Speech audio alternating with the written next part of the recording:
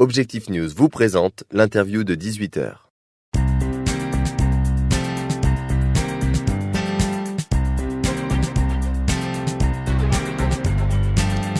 Bonsoir et bienvenue à tous sur objectifnews.tv pour l'interview de 18h. Ce soir, nous recevons Christophe Alcantara. Bonsoir. Bonsoir. Alors, vous êtes enseignant-chercheur en sciences de l'information et communication au sein de l'IDETCOM, oui, tout de à fait. l'Université Toulouse-Capitole. Et vous êtes à l'initiative d'un colloque international organisé les 21 et 22 mars à Toulouse sur la e-réputation et les traces numériques, dimensions instrumentales et enjeux de société. Alors, pour commencer, qu'est-ce que l'e-réputation ? On pourrait dire d'une façon triviale que l'e-réputation, ce sont les informations que vous allez publier sur vous-même ou que des tiers peuvent publier sur vous-même, sur un sujet, quel qu'il soit, et que ces informations-là soient apparentes sur des réseaux sociaux ou on va dire sur l'Internet. Ça, c'est une définition triviale. On pourrait dire, et c'est la posture que j'adopte, que l'e-réputation, c'est aussi les traces que vous laissez de vous sur le web à travers justement votre pratique de l'Internet. Donc quelque part, ce sont des traces induites que vous ne souhaitez pas nécessairement, mais qui malheureusement permettent de vous identifier. Donc l'e-réputation, c'est à la fois cette partie émergée de l'iceberg et également un ensemble de traces numériques que vous laissez à l'insu de votre plein gré, si je puis m'exprimer ici. Donc c'est un enjeu vraiment social et économique. La réputation, c'est quelque chose d'important. Alors c'est un enjeu économique parce qu'aujourd'hui les entreprises sont de plus en plus présentes sur les réseaux sociaux et que ce soit à travers leurs produits, leurs marques, voire même les personnalités qui les caractérisent, elles ont besoin de capitaliser ce que l'on appelle ce capital symbolique, qui est l'image de l'entreprise. Donc c'est incontournable pour une entreprise. Mais également pour le citoyen que vous et moi sommes, le fait de savoir que l'on peut rentrer dans notre intimité à travers l'analyse des pratiques de l'Internet, je pense que ça interpelle les citoyens que vous et moi sommes. Bien sûr. Et donc du coup, vous avez lancé ce colloque il y a quelque temps déjà pour inviter des différentes personnalités et des spécialistes de la question. Oui. Et quelle va être la particularité de ce colloque ? Alors, si vous voulez, la particularité de ce colloque, c'est, à ma connaissance, l'un des tout premiers colloques internationaux organisés en France sur le sujet. Il existe ci et là des journées d'études qui généralement cherchent à proposer des actions pratiques sous l'aspect gestionnaire, instrumental, marketing. Et nous partons du principe que l'e-réputation doit être appréhendée d'une manière un peu plus systémique. Et donc nous allons l'interroger dans le cadre de mon laboratoire, l'IDETCOM, qui est un laboratoire pluridisciplinaire, à travers justement une posture interdisciplinaire. C'est-à-dire, on va interroger l'e-réputation dans sa dimension juridique, sociologique, anthropologique, information, communication, mais également sciences de gestion. Voilà, donc l'idée c'est d'appréhender le phénomène à la fois sous une approche microsociale, comment valoriser des ressources humaines en ligne à travers l'e-réputation, mais de la même manière, appréhendons-le comme un phénomène de société qui va quand même structurer la vie dans laquelle nous sommes. Alors concrètement, ça va se passer comment ce colloque ? Sur 2 jours, c'est ça ? Tout à fait. Donc l'événement aura lieu les 21 et 22 mars prochains.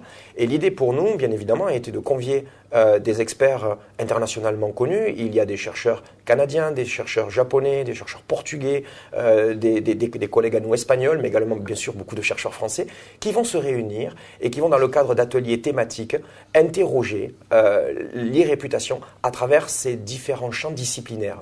Et notre objectif aussi, à UT1 a été de nous rapprocher du monde des praticiens, des experts, des professionnels.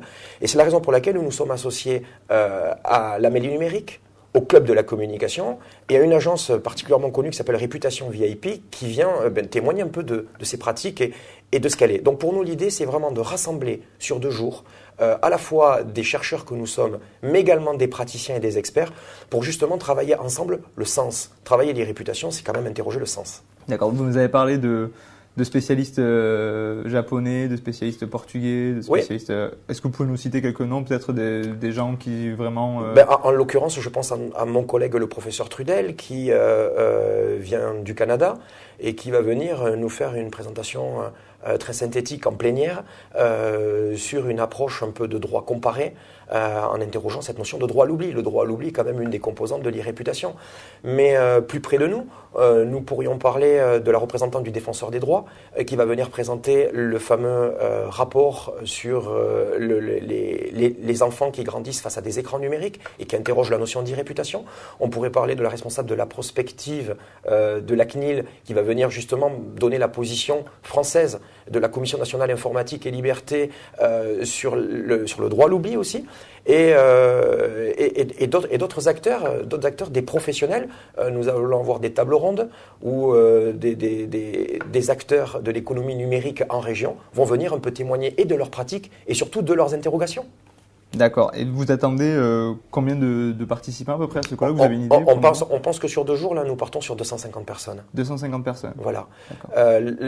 L'idée pour nous est, au-delà du caractère scientifique de l'événement, puisque son caractère scientifique avéré va faire que derrière, un ouvrage collectif sera publié, au-delà des actes du colloque, puisque l'idée est de vraiment faire un état de l'art de nos positions scientifiques sur l'e-réputation et de voir également dans le temps comment vont évoluer à la fois les aspects juridiques, mais sociaux et sociétaux. L'e-réputation est associée à la pratique que l'on a du web. Et la pratique du web est une pratique dynamique. Oui, c'est sûr, ça évolue sans arrêt. Et du coup, les droits, les applications changent forcément. Tout à fait. Le colloque aura lieu à l'Université de Toulouse, c'est ça? Oui, Université Toulousain-Capitole. Donc le premier jour, nous sommes à la manufacture des tabacs.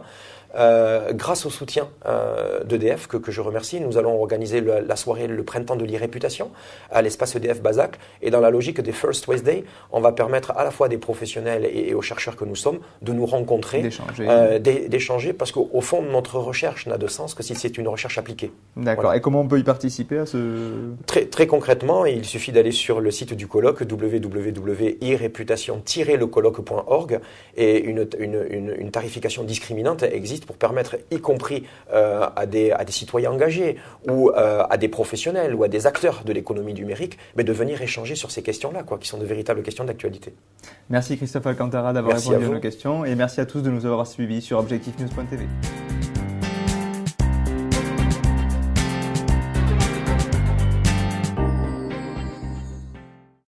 Objectif News vous a présenté l'interview de 18h.